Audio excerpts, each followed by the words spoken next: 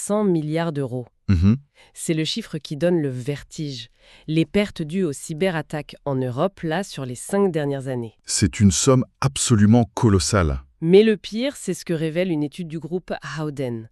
204 de ces milliards auraient pu être évités. C'est ça qui est fou. On ne parle pas de fatalité, mais bien de faille. Et aujourd'hui, le coût moyen d'une seule attaque, c'est presque 5 millions de dollars. C'est une véritable hémorragie. Exactement. Et ça nous dit une chose, ça vire fatal. La cybersécurité, ce n'est plus le problème du service informatique. Ça s'est invité dans les conseils d'administration. C'est devenu un enjeu stratégique. Stratégique, économique et même, je dirais, géopolitique. On touche à la souveraineté numérique. Donc l'approche, elle doit être globale.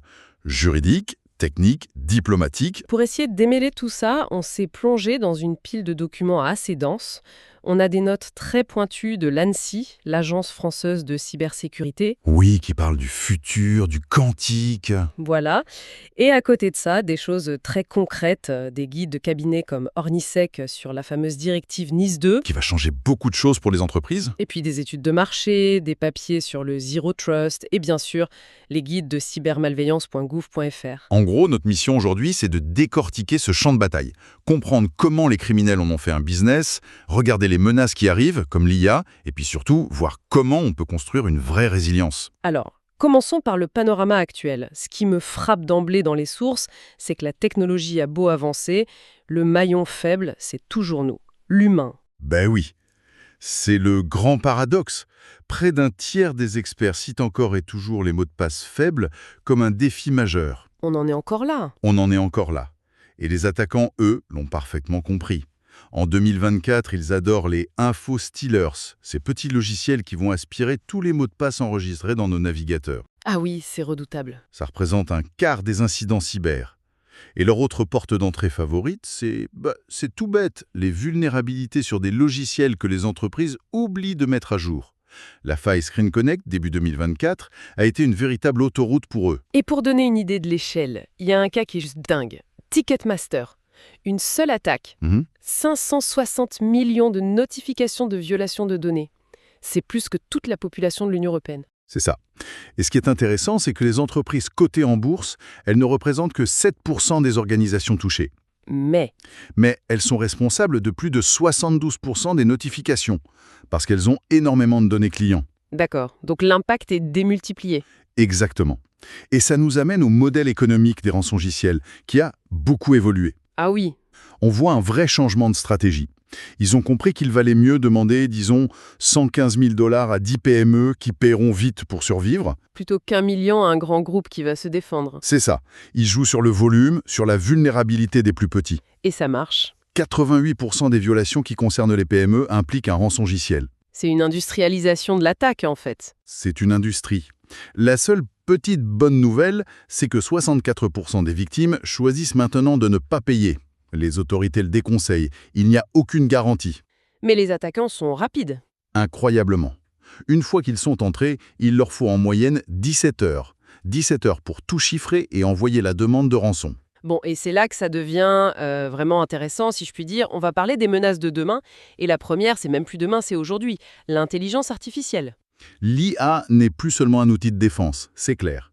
Les prévisions pour 2026 sont formelles. Elle sera utilisée massivement par les attaquants. On est déjà dans ce que j'appellerais le phishing 2.0. C'est-à-dire ? Fini les mails avec des fautes d'orthographe. Exactement. Les sources disent que plus de 82% des mails de phishing contiennent déjà des éléments générés par IA. Les leurs sont parfaits, hyper personnalisés. Ils peuvent imiter le ton de votre banquier, de votre DRH. C'est bluffant. Et des outils comme WormGPT sont en vente libre sur le dark web, j'ai lu ça. Pour quelques dizaines de dollars. C'est à la portée de n'importe qui. Ce qui m'a vraiment glacé le sang dans les sources, c'est le clonage de voix. Le vishing. 3 secondes d'audio, c'est tout ce qu'il faut. 3 petites secondes. Vous prenez un extrait d'une vidéo LinkedIn d'un dirigeant et vous pouvez lui faire dire absolument n'importe quoi. L'appel du PDG en panique qui demande un virement urgent à la compta, ça devient terrifiant de réalisme. C'est fou. Et à côté de ça, il y a des techniques plus simples mais très efficaces, comme le quishing. Le phishing par QR code ? Voilà. Un faux QR code collé sur une affiche, envoyé par mail, on le scanne machinalement avec son téléphone et on atterrit sur une fausse page de connexion. C'est simple, mais ça cartonne. C'est déjà vertigineux. Mais en lisant les notes de l'ANSSI, on voit qu'il prépare un danger encore plus radical. L'ordinateur quantique. Oui, le fameux risque quantique. Pour faire simple, aujourd'hui, toutes nos communications, nos transactions bancaires sont protégées par des serrures numériques. Des problèmes mathématiques si complexes qu'un ordinateur normal mettrait des milliards d'années à les résoudre. C'est le principe de la cryptographie à clé publique, comme RSA. Tout à fait. Le problème, c'est qu'un futur ordinateur quantique assez puissant, ce qu'on appelle un CRQC, lui, il posséderait une sorte de passe-partout universel. L'algorithme de Shor. Et le danger le plus immédiat, ce n'est même pas ça. C'est l'attaque conservée maintenant, déchiffrée plus tard. C'est-à-dire C'est-à-dire qu'un acteur malveillant peut intercepter et stocker des tonnes de données chiffrées aujourd'hui, en attendant tranquillement d'avoir la clé quantique pour tout lire dans 10 ou 15 ans. C'est une épée de Damoclès. Heureusement, il y a une parade en préparation. La cryptographie post-quantique ou PQC. C'est ça. L'idée, c'est de créer de nouvelles serrures, de nouveaux algorithmes, qui fonctionneraient sur nos ordi actuels, mais qui résisteraient à un ordinateur quantique. Le NIST américain pilote une sorte de compétition mondiale pour ça, et la France est très bien placée. Face à tout ça, on sent que les autorités ont décidé de siffler la fin de la récré. En Europe notamment avec la directive NIS 2. Ah oui? NIS 2, qui entre en vigueur en octobre 2024, c'est un vrai changement de philosophie. La cybersécurité n'est plus une contrainte, c'est une obligation légale. Et les sanctions sont très lourdes. Jusqu'à 2% du chiffre d'affaires mondial. Exactement. Pour certains groupes, ça peut se chiffrer en centaines de millions d'euros. Donc ce qu'il faut retenir, c'est que la responsabilité remonte. Ce n'est plus seulement le problème du DSI. Précisément, le sujet arrive sur la table du conseil d'administration, les dirigeants doivent se former, valider les stratégies, ils deviennent personnellement responsables. On ne pourra plus dire « je ne savais pas ». Et en plus, il faut sécuriser toute sa chaîne de sous-traitants et signaler les incidents majeurs en moins de 24 heures. C'est très exigeant. Et sur le front quantique, justement, comment l'ANSSI prépare cette transition? J'imagine qu'on ne peut pas tout changer du jour au lendemain. Non, ce serait beaucoup trop risqué. L'ANSSI a une stratégie très pragmatique qu'ils appellent « en biseau ». En biseau? Oui.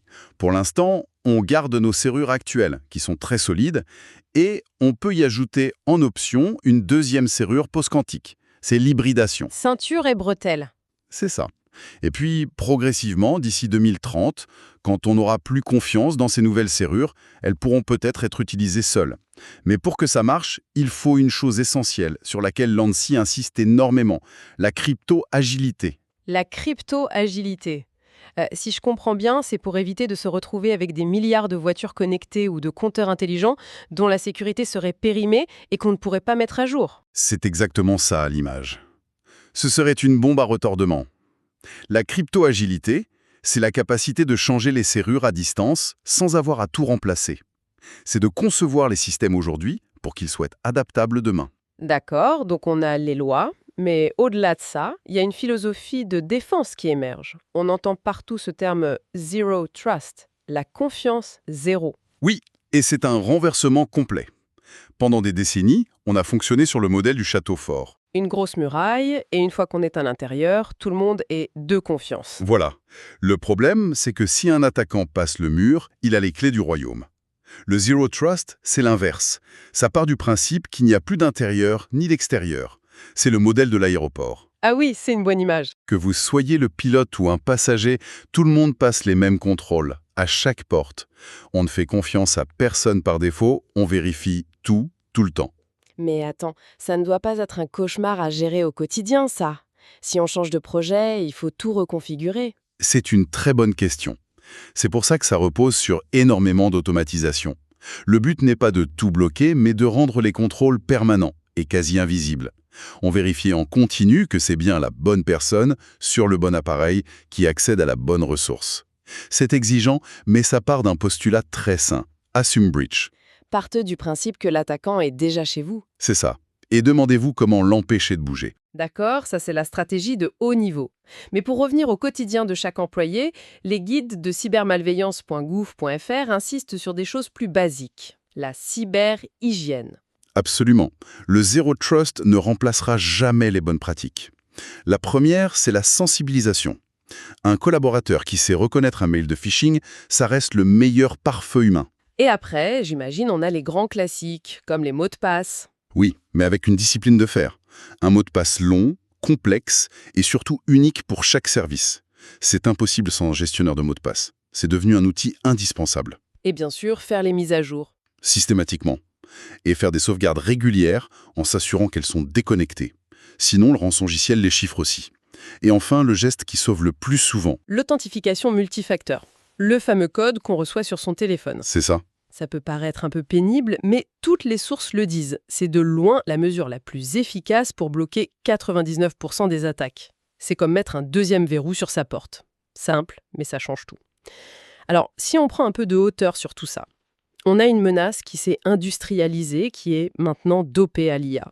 On a des ruptures technologiques, comme le quantique, qui nous forcent à penser la sécurité à 10 ou 20 ans. Et en face, on a des États qui durcissent les règles avec des lois comme NIS2 et des stratégies comme le Zero Trust que changent la donne. Mais au fond, rien de tout ça ne fonctionne sans une hygiène numérique de base, partagée par tous. C'est une excellente synthèse. Ce que toutes ces sources nous montrent, c'est qu'on est passé de la réaction à la construction.